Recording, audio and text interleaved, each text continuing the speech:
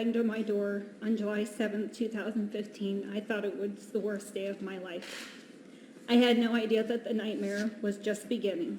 Like the rest of America, I was shocked to learn what I learned in the weeks and months to follow. First, let me say to the victims of my ex-husband, you're never far from my thoughts and prayers.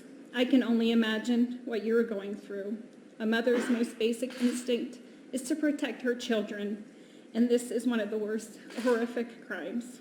I know the healing process is lifelong.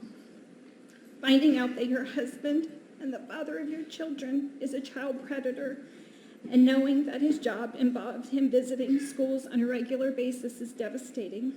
Finding out that Subway did not act upon at least one complaint while continuing to utilize Jared as their spokesperson and facilitate his visits to those hundreds of schools is beyond comprehension. I filed this lawsuit today because I have questions that someday my children will ask me, and that I imagine the families of the 14 victims are asking. Questions to which I have no other way to get answers. Questions like, what did Subway know? When did they know it? What investigations did they conduct? Did they ever notify the authorities?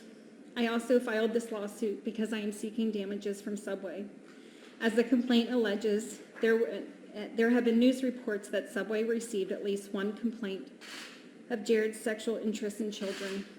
Subway even took the step of marketing him as a family man and used my children and my likeness in that campaign. I did not give him consent to do so. This is not a position I'd ever wanted to be in. I have a 3-year-old and a 5-year-old who now ask me every day about jail and where their father is.